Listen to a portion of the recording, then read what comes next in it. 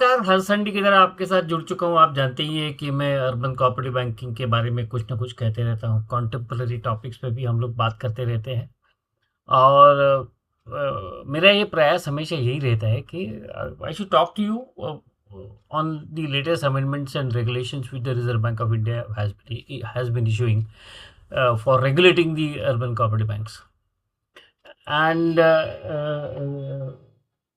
these topics basically are useful only for एक minute है, मेरे को एक फ़ोन आ रहा है, वो ज़रा कट कर लेता हूँ। These topics focus mainly on the management of urban cooperative banks. That has always been my focus, and that's how I have been doing videos every Sunday, which is normally aired at around 11 o'clock in the morning.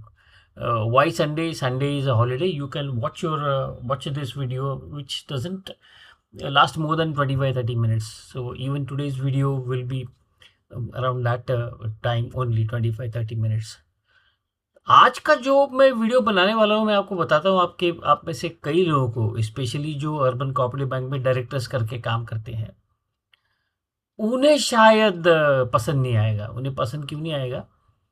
क्योंकि अभी ये B R act का amendment का implementation का date जो आया है 1 अगस्त 2025, इसके बारे में मैं बात करने वाला हूँ। और ये जब मैं बात आपसे करूँगा तो I am going to act as a devil's advocate. Devil's advocate क्या होता है? इसका मतलब ये होता है कि मैं आपको इसका दूसरा एक एंगल आपको बताऊं जो आपको सोचना चाहिए, वेदर आप सीईओ, एमडी हो या फिर डायरेक्टर हो बैंक में या फिर चेयरमैन हो। चेयरमैन के लिए एग्जम्पशन है, उसके बारे में ज़्यादा बात नहीं करनी है। मैं जितने भी ग्रुप्स में हूँ उसमें मुझे ये लगता है, बैंकिंग के बहुत सारे व्हाट्सएप के ग्रुप्स है 10-12, उसमें मैं मेंबर हूँ और मैं ये देख रहा हूँ कि इसका इंटरप्रिटेशन एक टिपिकल तरीके से किया गया है। और मेरा ये मानना है कि ये जो तरीका है, the method in which this particular amendment has been interpreted is convenient to all the people who run the urban cooperative bank. और हम लोग ये नहीं सोच रहे हैं कि इसमें रिजर्व बैंक का क्या कहना है। Normally whenever there is a amendment in any law, Reserve Bank of India does not issue the guidelines. Every time it doesn't issue guidelines. Reserve Bank of India हर बार कोई किसी भी कानून में चेंज आता है तो उसमें अमेंडमेंट या उसमें क्लैरिफिकेशन या गाइडेंस क्यों नहीं देती, उसकी वजह है क्योंकि रिजर्व बैंक का ये कहना है कि whenever a law is amendment, you as a banker need to understand all the laws and implement them properly and correctly. That is a presumption. और पहली बार जब मेजर बीआर एक्ट अमेंडमेंट आया, contemporary हमारे समय के हिसाब से मैं बात कर रहा हूँ, तो मुझे लगता है कि हम लोग उसी दिन से एक ख्वाब में खोए हुए हैं और मैं आपको उन सब ख्वाबों से जगाना चाहता हूँ। मैं आपको शायद आपको पसंद नहीं आवे ये मेरा कहना, लेकिन ये मेरा कहना है। आपको सोचने के लिए कुछ मैं मसाला दूं और आप उसके ऊपर सोचें। You may disagree with me, so let us agree to disagree on a particular point of view and let's go ahead with what the topic is all about. आप जानते ही होंगे कि ये जो बैंकिंग रेगुलेशन एक्ट है 46-47 में जब banking crisis आया था तब ये बैंकिंग कंपनीज एक्ट बनाया था, बैंकिंग कंपनीज एक्ट। और somewhere in the year 49 this was converted into a renamed as a banking regulation act in 1949. Rather in 1966 it was renamed as a banking regulation act. Around that time the cooperative banks were made a party to this act. I mean the cooperative banks in the sense that the cooperative societies which were doing the banking function. Or cooperative banks definitely were protected from various provisions of this BR Act, and there was a separate section for them. उनके लिए एक अलग section था, section 56, जिसको हम कहते हैं कि as applicable to cooperative societies. इसमें भी 2020 में जो BR Act का अमेंडमेंट आ गया उसमें सब कच्चे धागे खोल लिए। ये जो सेक्शन 56 है ये ओपन कर दिया गया और पहली बार जो सेक्शन 10A के प्रोविजन से वो अर्बन कोऑपरेटिव बैंक्स को अप्लाई हो गए 2020 में। आपको जान के हैरानी होगी कि ये जो सेक्शन 10A जो है ये 1949 से वैलिड है, 8 साल से है। आई मीन 8-10 क्वेश्चन है लगभग, 7-8-10 क्वेश्चन है। सो 1949 से लेकर के बैंकिंग कंपनीज एक्ट में भी यही प्रोविजन थी कि डायरेक्टर्स का टेन्योर जो है वो 8 साल रहेगा। इसके बारे में रिजर्व बैंक ने कई सालों तक कोई सर्कुलर नहीं निकाला था। 2019 में पहला सर्कुलर निकाला। I mean it was not applicable to cooperative banks then, and 2019 Reserve Bank of India came out guidelines for the commercial and public sector banks.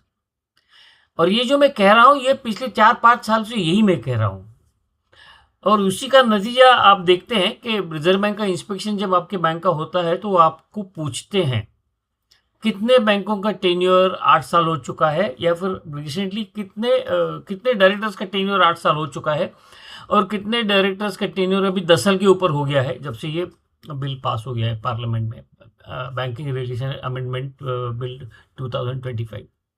Reserve bank के इंस्पेक्टर्स आपको पूछते हैं कि आपके कितने डायरेक्टर्स हैं जिनका 10 साल का कार्यकाल पूरा हुआ है, या पिछले 4 साल में 8 साल का किनका हुआ है।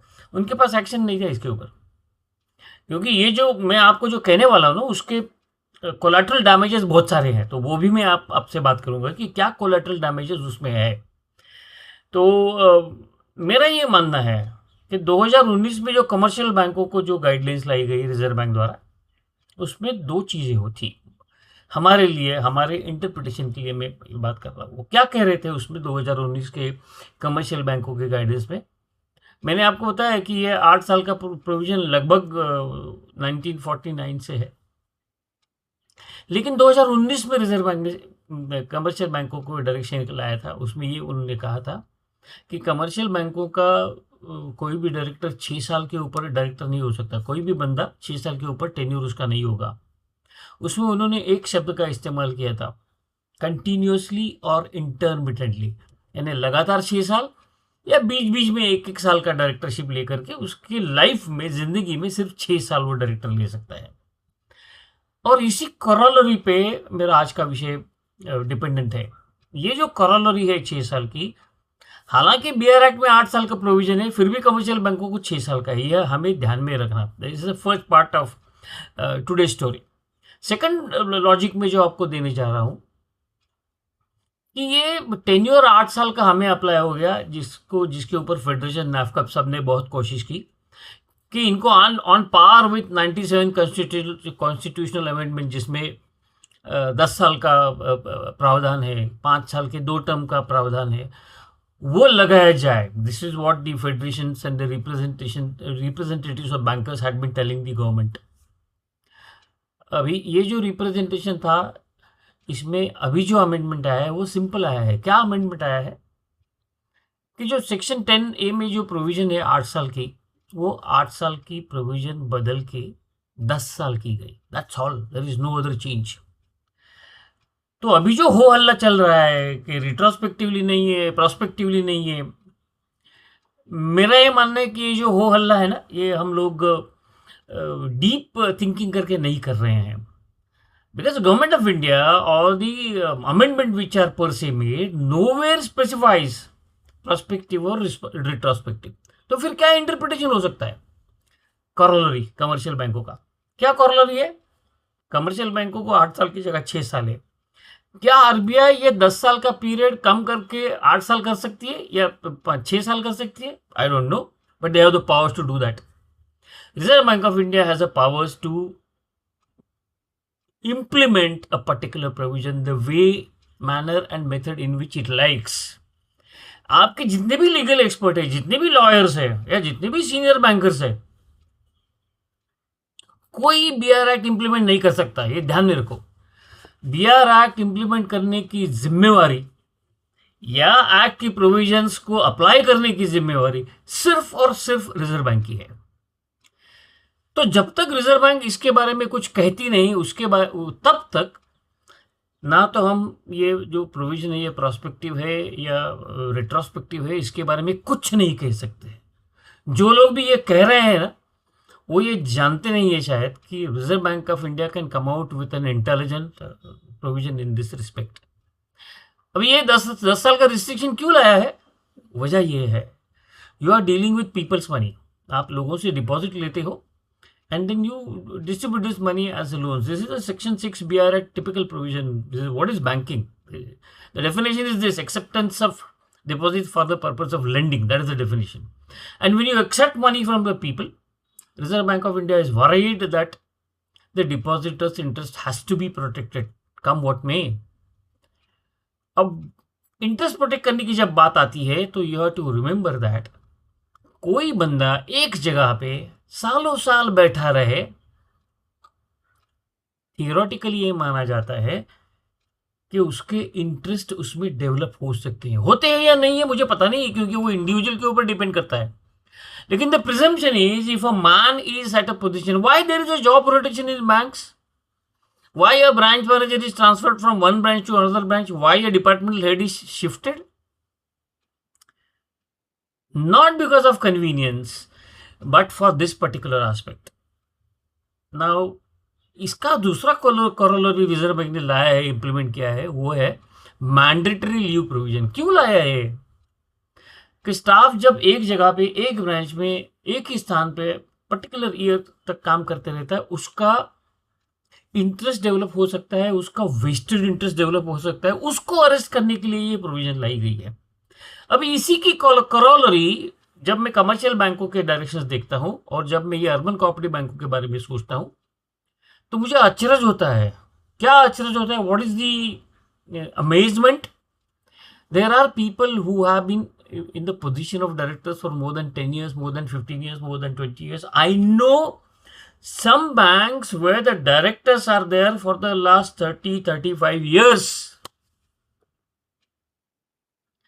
आप बीच में जानते होंगे कि रिजर्व बैंक ने एक सर्कुलर निकाला था, एक 5-6 साल पहले की बात है, और उन्होंने ये कहा था कि भाई ये तुम्हारा जो चेयरमैन होता है ना, उसको आप चेयरमैन एमिरेट्स करके टाइटल या कोई टाइटल देके उनको परमानेंटली रख नहीं सकते हो। Nobody can be permanent in BFSI industry, no person can remain in this position permanently.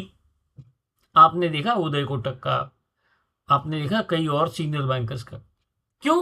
वजह क्या है? Why there is a 15-year tenure for CEO और MD? Precisely for this reason. ये जब एक्शन रिजर्व बैंक के आप link करके interpret करते हो तो आपको ध्यान में आएगा कि ये प्रोस्पेक्टिवली 10 साल हो ही नहीं सकता। अब ये क्यों प्रोस्पेक्टिवली 10 साल हो नहीं सकता, इसकी वजह मैं आपको बताता हूं। जो प्रोविजन है वो ये कहती है कि बंदा 8 साल तक डायरेक्टर रह सकता है। वो 8 साल का अभी चेंज हुआ 10 साल तक। इसका मतलब क्या हो गया? इसका मतलब ये हुआ, मुझे ये लगता है कि जिन लोगों ने 10 साल का पीरियड पूरा किया है 1 अगस्त को, वो डिस्क्वालीफाई हो गए हैं। अब वो अगर डिस्क्वालीफाई हो गए हैं तो पूरे सेक्टर में भूचाल आने वाला है। मुझे दिख रहा है कि ये भूचाल आ सकता है। इसीलिए शायद मैं जो कह रहा हूं वो आपको दिमाग से अच्छा लगेगा, दिल से नहीं। सो मैं दिमाग की बातें कर रहा हूँ। You have to think mentally from brain, not from your heart. From your heart, what I'm going to talk or what I'm talking you may not like it, but if you apply your brain and then think of what I'm trying to tell you, you will understand the significance of what I'm trying to tell you. इसका मतलब ये है कि हर एक bank में 1470 bank है, हर एक bank में कम से कम 2 या 3 डायरेक्टर्स है जो 10 साल के ऊपर हो गए, तो उनका क्या होगा? वो डिस्क्वालीफाई हो जाएंगे। मेरे हिसाब से वो डिस्क्वालीफाई हो जाएंगे।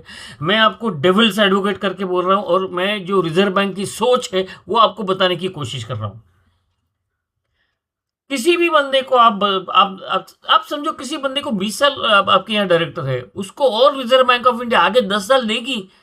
क्या सोच रहे हो आप?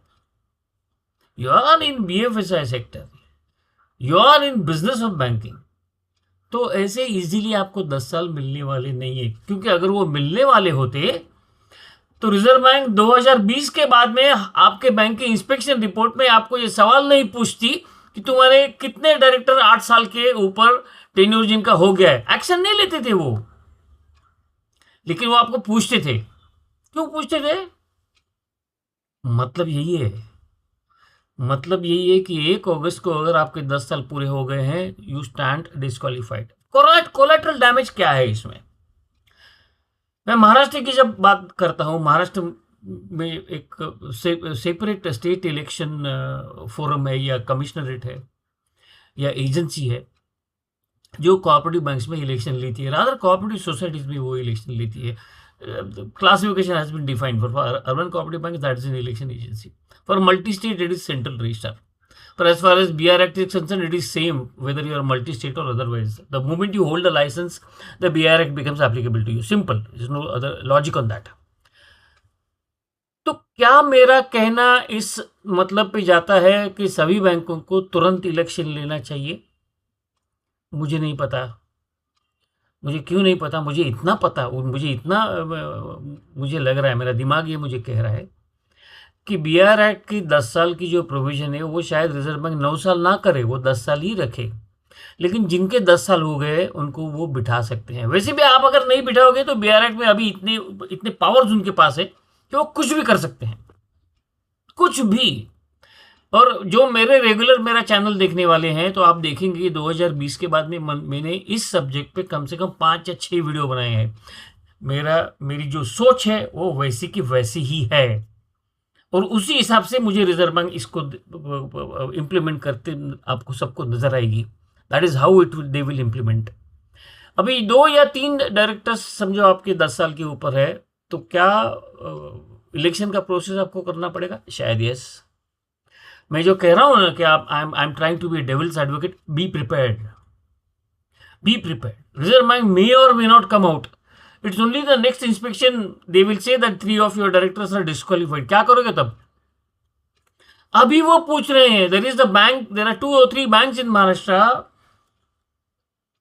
उनको रिजर्व बैंक ने क्या पूछा मैं आपको बताता हूं। उनको ये पूछा गया, मैं नाम नहीं बता सकता हूं, उनको ये पूछा गया कि भाई आपने आपका बायलॉज अमेंड क्यों नहीं किया? BR एक्ट में तो 10 साल का प्रोविजन है या 8 साल का प्रोविजन है, जो भी उस वक्त था। तो आपने why are not change your bylaws to be in sync with the BR act? Normally हम लोग बायलॉज अमेंड कैसे करते हैं? To be in sync with the regulatory format, that is the central legislation format. हमने कई बार ऐसे bylaws amend किए हैं, आप जानते होंगे, कि to comply with the laws which are framed by the central government और बाय द स्टेट गवर्नमेंट, कई बार, इंक्लूडिंग आप अगर कुछ ज़्यादा साल कोऑपरेटिव बैंक में काम किए होंगे तो आपने देखा होगा कि माधवपुरा के पहले हमारे यहाँ एक्सपर्ट डायरेक्टर का बायलॉ में प्रोविजन नहीं था। That was instituted by Reserve Bank of India through its authority to implement the BR Act and advise the bank to do certain things. You were forced to do. तुम्हारे state law में कोई change नहीं हुआ था, लेकिन आपके sub registrar ने expert director का प्रोविजन एक्सेप्ट किया था, क्योंकि there was a direction from Reserve Bank of India to do it.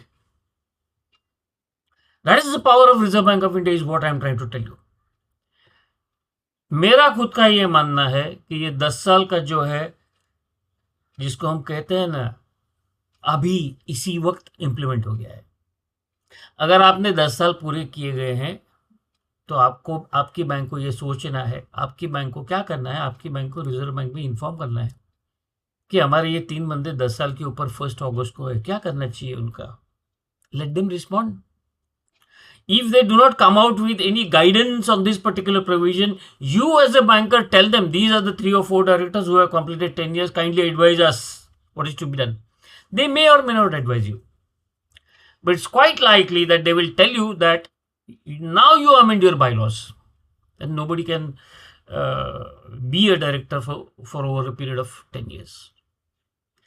अभी ऐसा है ना कि तुम्हारे जो बायलॉज है ना, वो स्टेट का जो मॉडल बायलॉज होगा उसके हिसाब से होंगे, जिसमें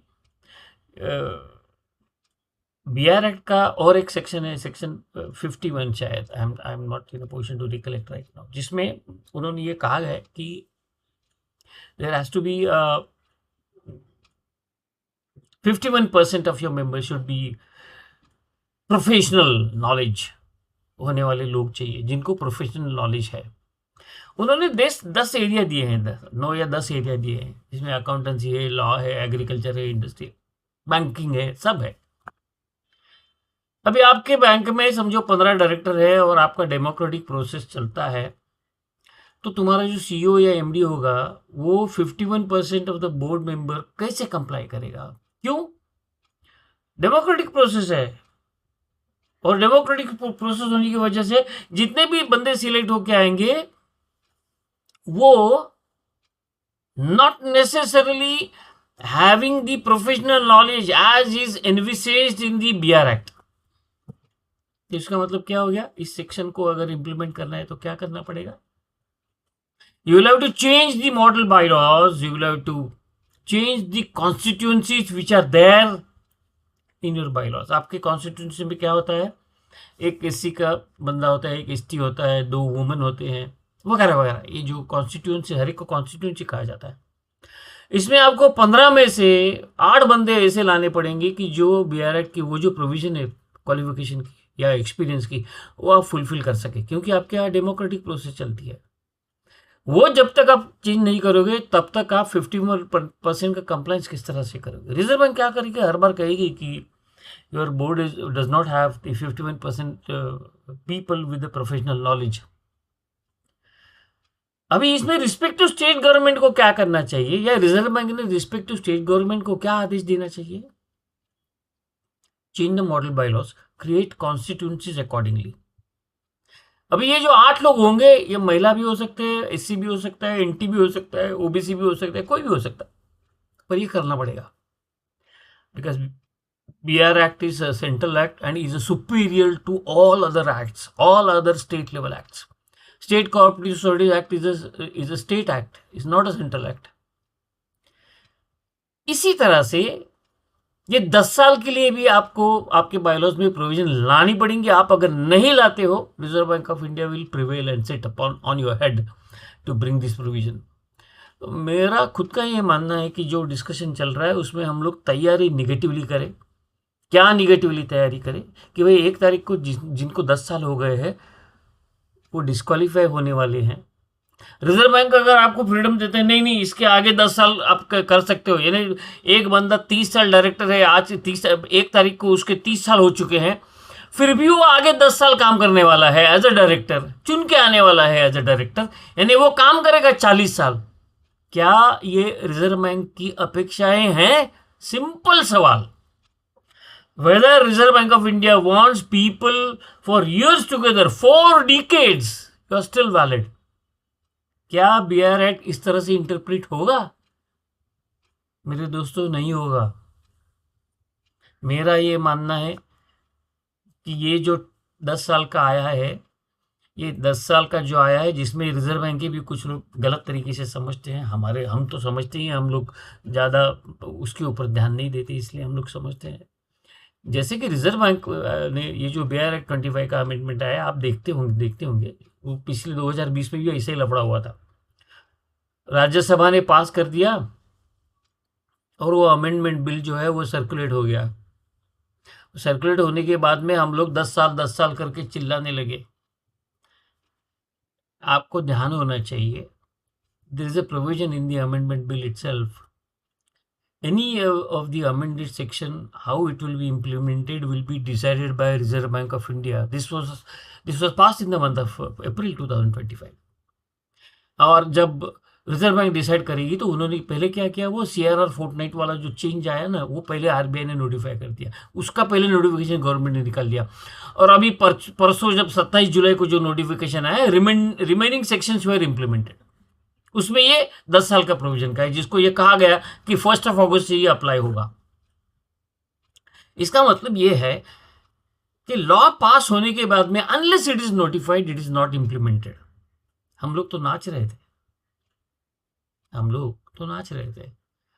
तो अभी 1 अगस्त से इंप्लीमेंट हो गया। इसका मतलब ये है कि 1 अगस्त को लॉ में ऐसा कोई प्रोस्पेक्टिव रिट्रोस्पेक्टिव लिखा नहीं जाता है। जिस दिन लॉ पास होता है उस दिन की पोजीशन देखी जाती है, ऐसा मेरा मानना है, मेरी ये सोच है। शायद आपको मेरी सोच गलत लगे, लेकिन मेरा ये मानना है कि मैं ये जो चैनल है तुम्हारा, ये चैनल हमेशा काम क्या करता है, वो बैंकों को बचाने का काम करता है। अपना जो चैनल है, वो चैनल का टैगलाइन क्या होता है हमेशा, be a compliant bank, that is the tagline. हम लोग यानी मैं जब ये आपसे बात करता हूँ, मैं कई लोगों से बात करने के बाद आपसे बात करता हूँ।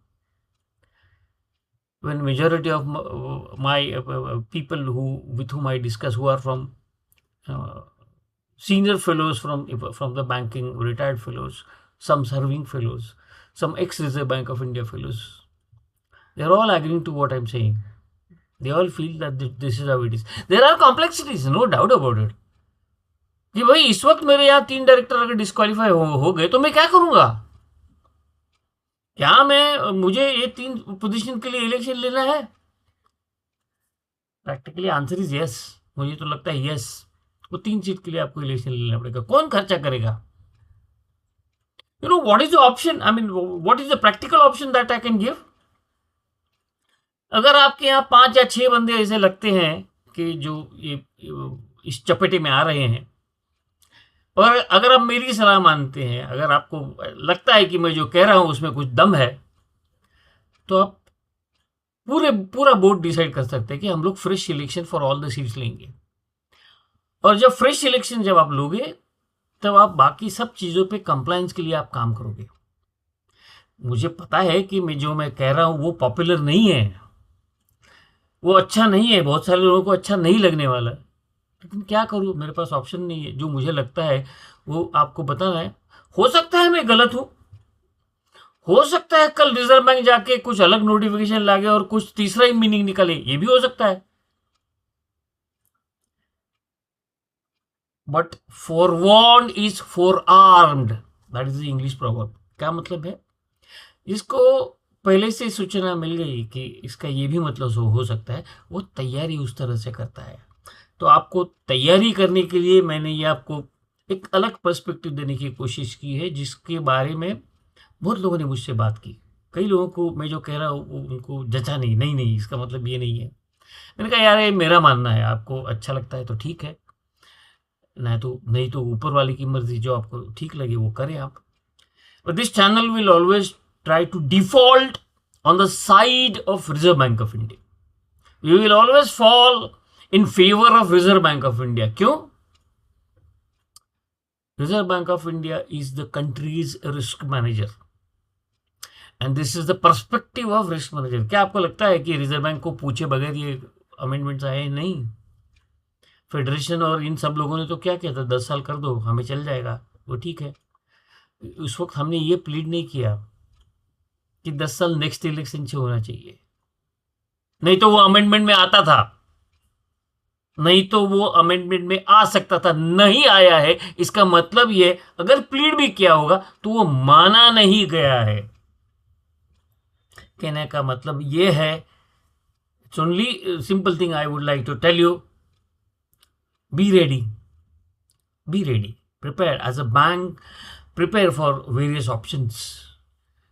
मुझे पता है आपको जो मैं कहता हूँ वो आपको अच्छा लगता है। अगर आपको बुरा लगता है तो आप मुझे मेल में कमेंट करके भेज सकते हैं, या चैनल पे भी कमेंट करके भेज सकते हैं। चैनल में अगर आप बड़ी कमेंट लिखते हैं तो उसका जवाब देना बहुत कठिन हो जाता है।